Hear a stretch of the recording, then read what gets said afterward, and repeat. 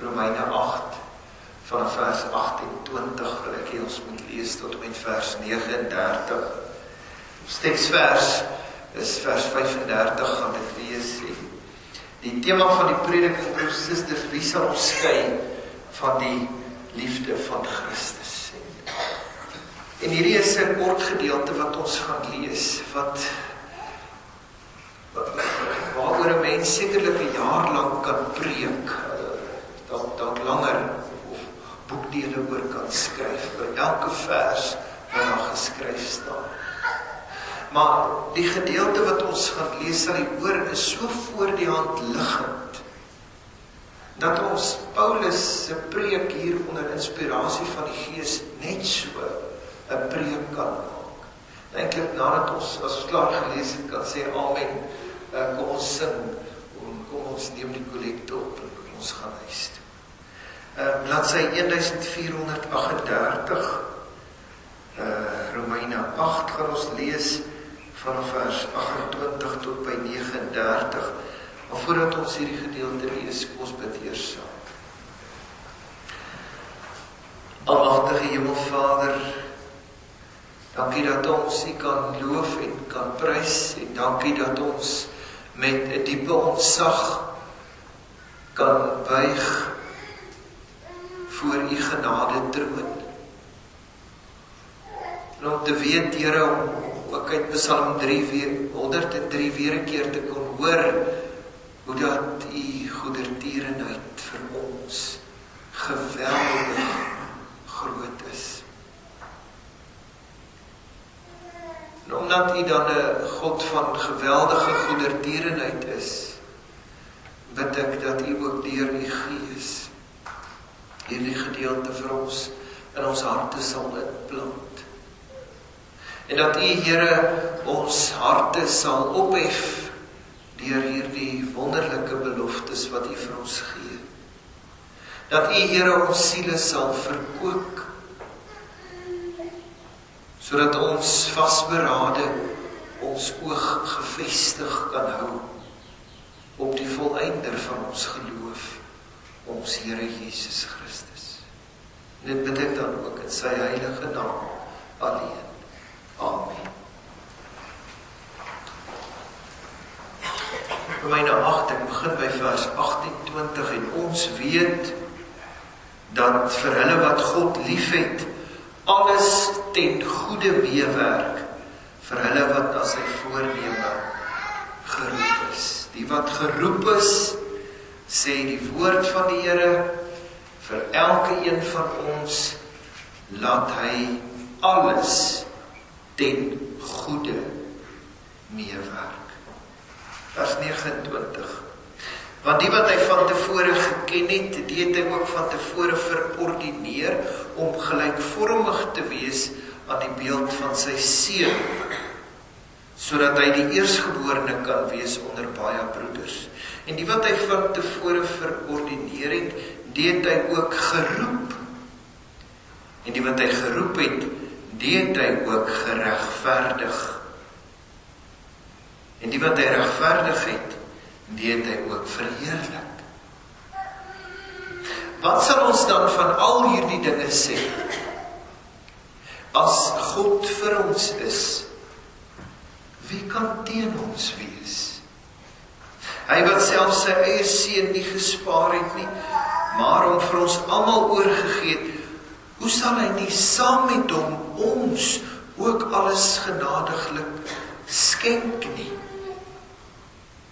Wie sal beskuldiging inbring teen die uitverkorenes van God? God is dit wat regverdig maak. Wie is dit wat veroordeel? Christus is dit wat gesterf het, ja meer nog, wat ook opgewek is, wat ook aan die regterhand van God is, wat ook vir ons intree. Wie sal ons skei van die liefde van Christus? Verdrukking, of benoudheid, of vervolging, of honger, of naaktheid, of gevaar, of swaard? Soos geskrywe is, om U ontwil word ons die hele dag gedood, ons ons is gereken as slagskape. Maar in al hierdie dinge is ons meer as oorwinnaars deur hom wat ons liefgehad het.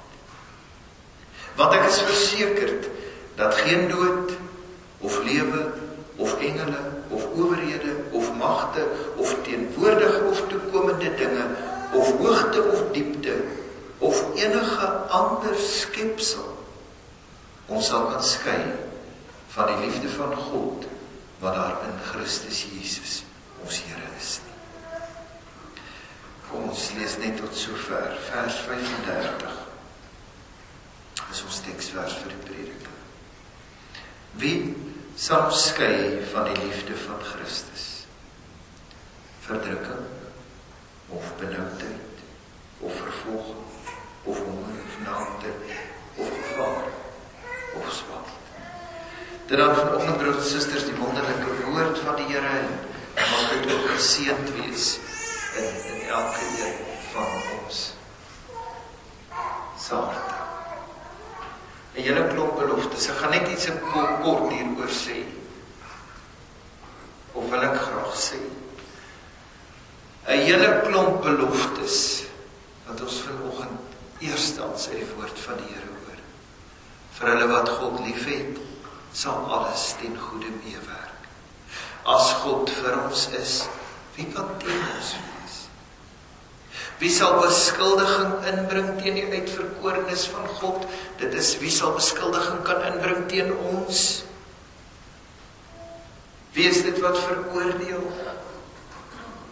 Wie sal ons skei van die liefde van Christus? Niks. Dit moet in ons harte ingebrand wees. Niks kan ons skei van die liefde van God, wat daar in Jesus Christus is. Of miskien moet ons liewer vanoggend sê, niemand kan ons skei van die liefde van God nie. En dit is toch die woord of die woorde wat Paulus gebruik, nie waar nie. Wie. Terwyl dit eerder lyk asof ons in die Afrikaans die woord wat moes gebruik. Baie van ons sal ook eerder wou vra, wat sal ons skei van die liefde van Christus? Verdrukking, broers en susters, gaan toch in ons Afrikaanse taal nie 'n wie wees nie. Benoudheid, vervolging, honger, naaktheid, gevaar, 'n swaard is toch 'n wat in Afrikaans en nie 'n wie nie. Jy sien, Paulus maak dit persoonlik. Hy praat van iemand. Hy praat nie van iets nie. Dan later in vers 38 en 39 wat ons gelees het, word dit bietjie meer persoonlik met engele en owerhede en magte, en dan sê hy of enige ander skepsel sal ons kan skei van die liefde van God wat daar in Christus Jesus ons Here is. En kom ek gee vir u die antwoord sonder dat ons daaroor hoef te redeneer. Paulus vra wie, omdat hy praat van die duivel en sy bose magte. Of soos wat ons in Petrus skryf in 1 Petrus 5 vers 8, waarin hy sê, wees nugter en waaksaam, want julle teestander, die duivel, loop rond soos 'n brullende leeu, en hy soek wie hy kan verslind. Met onthou, en jy sal met my saamstem, dis die duivel wat ons beskuldig. En dis hy wat wil twyfel saai in ons lewens. Dis hy wat vir jou kom vertel om te sê, dink jy werklik waar, die Here het jou lief, as dit met jou sleg gaan in jou lewe. Hy wil ons laat veroordeel. En op een of ander manier, broers en susters, ek is nie seker nie, die Bybel verduidelik dit nie vir ons nie, op een of ander manier het die duiwel toegang tot vergadering met God. Dit is wat ons sien met die geskiedenis van Job, nie waar nie? Job 1 vers 6 en 7 sê, toe op 'n dag het die hemelwesens gekom om by die Here hulle plekke in te neem. En wat staan daar volgende geskrywe? Die Satan het ook saam met hulle gekom. En nog in vers 7 staan daar geskryf, die Here sê toe vir Satan, waar kom jy vandaan?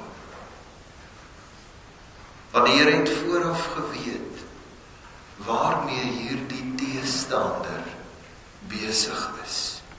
En ons weet toe dat die duiwel toegelaat is om vir Job in die vlees te reëneer, ek wil eintlik sê tot in sy siel te reëneer, maar hy het nie mag gehad oor Job sy lewe nie.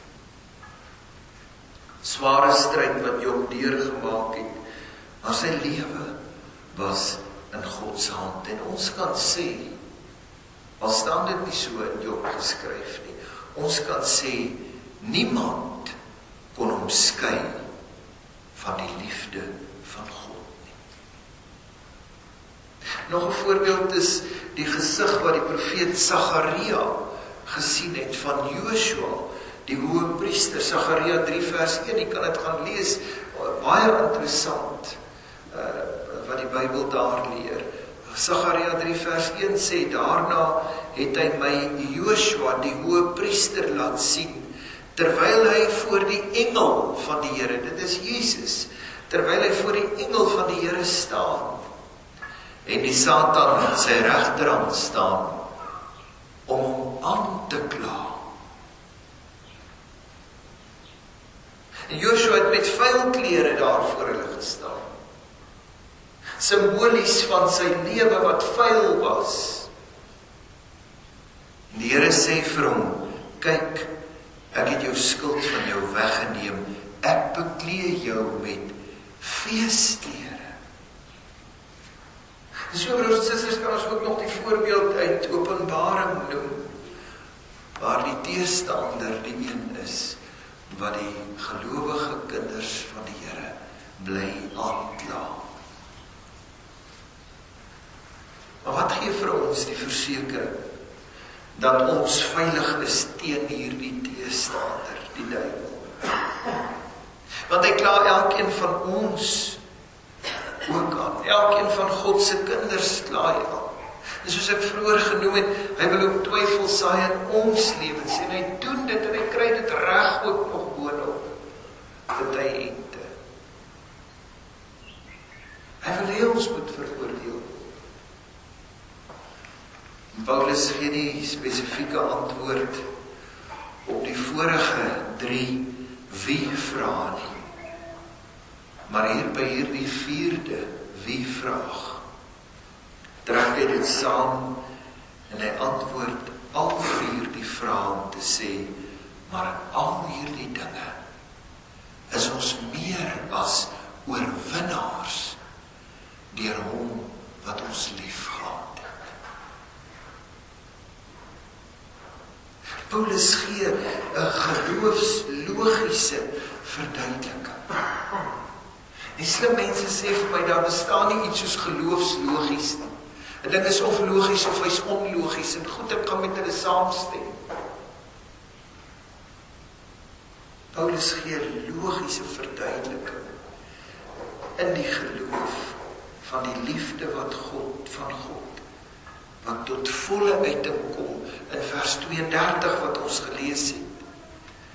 Want hy sê daar, hy wat self sy eie seun nie gespaar het nie, maar vir ons almal oorgegee, hoe sal hy nie saam met hom ons ook alles genadiglik skenk nie?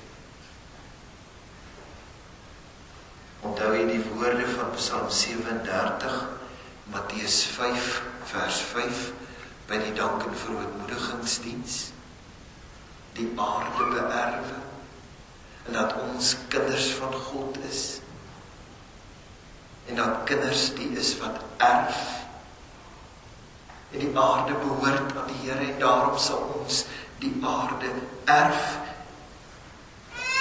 Hier parafraseer hy maar net, En hy sê, hoe sal hy nie saam met hom ons ook alles genadiglik skenk?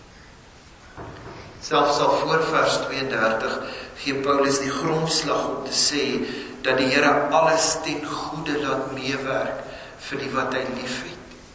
Niks, my liewe broer en suster, kan met ons gebeur, al voel dit soms hoe sleg, of hoe seer, of met pyn. Niks kan met ons gebeur, as dit nie God se wil is nie. En sy wil is dat alle dinge, vir ons ten goeie sal uitwerk, uiteindelik ten goeie sal uitwerk. Daarom gaan Paulus nog verder om te sê, die Here wil ons gelykvormig maak aan sy seun, Jesus Christus. Hy wil ons ook meer en meer soos Jesus wees. Daarom dat daar beproewing oor ons pad kom, loutering wat ons suiwer maak, tugtiging, dinge wat moeilik en swaar is, sodat ons meer en meer soos Jesus kan word. Want sê vers 30 wat ons gelees het, dis hy wat roep, en dis hy wat ons regverdig, net soos wat die profeet Sagaria gesien het van Joshua, wat deur God geregverdig is, wat vir hom feesklere, die vuil klere laat uittrek het, en vir hom feesklere laat aantrek het. Want dis God wat verheerlik. Dit laat my dink aan een van my gunsteling tekste in die Ou Testament, Jeremia 1 vers 5, waar die Here sê, voordat ek jou in die moederskoot gevorm het, het ek jou geken. En voordat jy die liggaam voortgekom het, het ek jou geheilig, geroep om in my koninkryk te werk. Of soos Jesaja 49 vers 16 sê, kyk, ek het jou in die handpalms gegrafeer, jou mure. Wat beteken dit? Jou uitdagings en jou probleme in jou lewe wat vir jou soos mure voor jou is, wat jy nie weet hoe jy daaroor gaan kom nie. Die Here sê, jou naam is meld gegrafeer. Jou mure is gedierig voor my. Wat sê die Bybel vanoggend vir ons? 'n boodskap, broers en susters, van, glo ek, verbondsgenade. In al die uitdagings van jou lewe, moet jy weet, die Bybel sê, is jy meer as 'n oorwinnaar. Want niks kan jou skei van die liefde van die drie-enige God. Niks kan jou skei van die liefde van Christus nie. Daarom is dit ons verantwoordelikheid om in daardie verbondsliefde te bly. Amen. Ons bid saam. Liefdevolle Hemelvader, dankie Here dat U barmhartigheid so groot is en U genade onmeetbaar groot is. En dat ons weer hierdie beloftes uit Romeine 8 kon hoor. En dat ons dit nie kon hoor, Here, dat U ons ook daarmee bemoedig. Daarom bid ek dat ons in U verbondsliefde sal bly met dit wat ons doen en dat ons nooit vergeet van hierdie pragtige en wonderlike woorde, hierdie geweldige goedertierenheid van U. Daarom wil ek vanoggend kom en spesiaal bid vir hulle, Here, wat swaar kry.